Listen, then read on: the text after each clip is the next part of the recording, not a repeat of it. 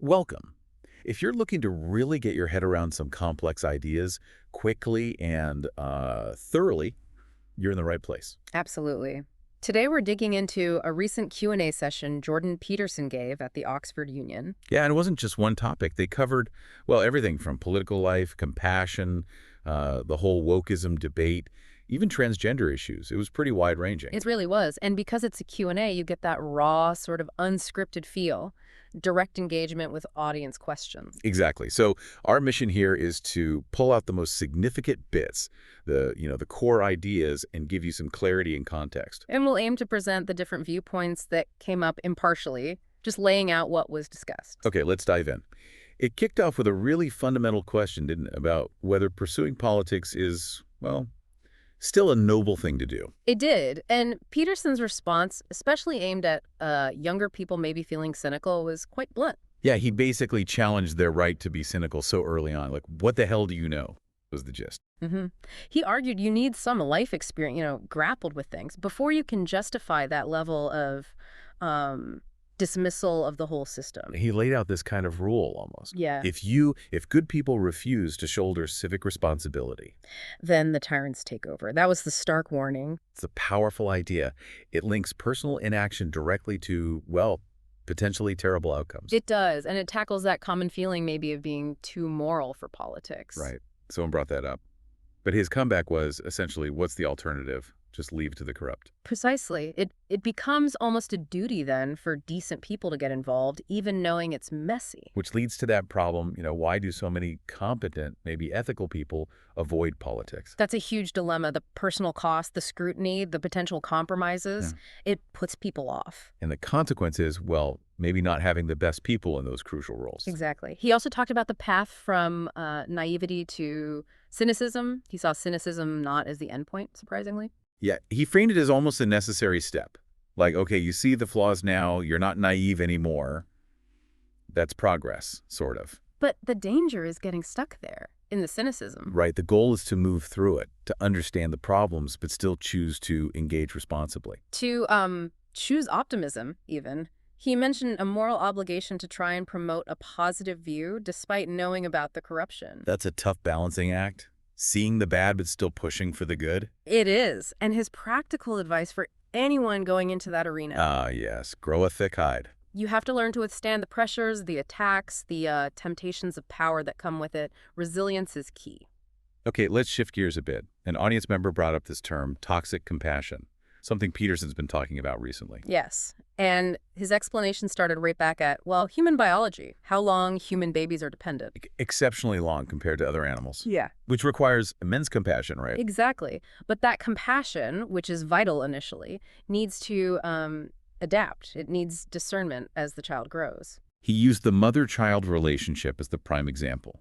That absolute compassion for an infant has to pull back, eventually, to allow for autonomy. And he acknowledged how hard that can be for parents. Letting go. It can even get tangled up with their own identity, he suggested. Yeah, like if being the primary caregiver is so central to who you are, encouraging separation feels threatening, maybe? Potentially. And this is where he brought in, interestingly, the traditional role of marriage, or at least the stereotypical dynamic. The stereotype being women protect, men encourage separation. He did flag it as a stereotype. Yes. But the idea was that having those two sometimes opposing tendencies within the family unit helps mediate that difficult transition for the child. It provides a kind of balance, like figuring out when to discipline versus when to console. That requires judgment. Definitely. And he stressed you shouldn't try to figure that out alone. You need input, maybe even a benevolent opponent, as he put it, someone to challenge your perspective. That applies beyond parenting too, right? Yeah. In any relationship where you're balancing support and pushing someone. Absolutely. Then he circled back to the mother's role, specifically the importance of her maintaining her own life, her own identity, separate from the child. Why was that so important? His argument was that if the mother has a full life of her own, she's less likely to kind of cling to the maternal role too long, potentially infantilizing the child. Ah, I see. And it also provides a model for the child. Exactly. It models competent adulthood. It shows them what they're aiming for. Okay, now on to a really charged topic. Speaking truth, particularly in what the questioner called a woke environment. Someone at Oxford felt they couldn't critique wokeism without risking their career. Hmm. And Peterson's starting point was his definition of faith, which isn't maybe the conventional one. What was it again? He defined faith as the willingness to assume that telling the truth will lead to the best possible outcome in the long run, even if it costs you something now. Wow, that's a high bar. It is. He then talked about why people don't tell the truth or stay silent. Two main reasons. Which were? One, to get something you don't deserve, an advantage. Two, to escape a punishment you do deserve. So short-term gain, basically. Right. But he questioned if it's really a gain long term. His advice was essentially align yourself with truth even with the potential costs. Why? What's the benefit? Because then you have reality on your side. And if you have to lie to get or keep something a job, a relationship, is it really the right place for you anyway? That's a challenging thought. He used an analogy, didn't he, about academics? Yes, the professor who stays silent maybe bites their tongue at every stage, PhD, junior faculty, tenure out of fear. And ends up tenured, but having never really spoken their mind. A tenured coward, I think he said. Exactly. And his point was that courage doesn't just magically appear when you feel secure. You have to practice it now. He even gave examples like J. Padatre of the Great Barrington Declaration. Faced huge backlash, but Peterson argued he's now thriving. Right. Suggesting that sticking to your guns, telling the truth as you see it, can sometimes lead to better places eventually, even after initial hardship. He also told that story about his own grad school application. Yeah. Writing something very honest, potentially off-putting, but it led into the right supervisor. It fits the theme. Authenticity attracts the right things. And he wrapped that section up with a really stark statement. If your life is built on lies, it's not really your life. Belongs to the lie. Yeah, powerful stuff. Okay, next up was a question from a theology student about cultural Christianity. Right, people who follow the traditions, the ethics, maybe, but without that deep personal belief. What's the value in that? And Peterson's first answer was super brief and interesting. What did he say? Just, I don't know. Pretty much, I don't know, and I believe in you, I believe you can do it. Huh. So, acknowledging the difficulty, but putting faith in the questioner. Yeah. But then he did elaborate later. He reflected that aiming upward, even imperfectly, is valuable. Like, trying to engage with those ideas, even for just an hour a week, is better than nothing. Exactly. He argued that, in a way, all Christians are cultural Christians to some degree, because fully living out the ideals is impossible. It's an aspiration. So doing a good thing badly is better than not doing it at all. That was precisely his point. He used a gym analogy. You don't start by lifting massive weights. You start small. Doing something is better than staying on the couch. So don't be too cynical about people's first, maybe fumbling steps towards faith or virtue. Right. He cautioned against that kind of cynicism, even if someone is partly doing it for social camouflage, as he put it. You just fitting in. Yeah. He argued that even that shows some care about what others think, which is a basic social good. Interesting take. So acknowledge the depth required for true conviction, but don't dismiss the value of starting, however imperfectly. That seemed to be the core message. You have to start somewhere. Okay, now we need to address a very intense exchange that happened. An audience member challenged Peterson on past comments about transgender issues. Yes, this was definitely the most heated part of the Q&A. The questioner specifically mentioned comments on the Joe Rogan podcast, Accusing him of calling being transgender a sociological contagion and comparing trans people to Satanists. Right. And Peterson's denial on the Satanist comparison was immediate and very strong. He said, no, I don't think so. Unequivocally denying that specific comparison. Okay, important clarification. But the questioner persisted, talking about intense anti-trans comments and citing high suicide rates among trans youth in the U.S. Linking Peterson's alleged comments to creating a hostile environment contributing to those rates. And Peterson's reaction. Equally strong.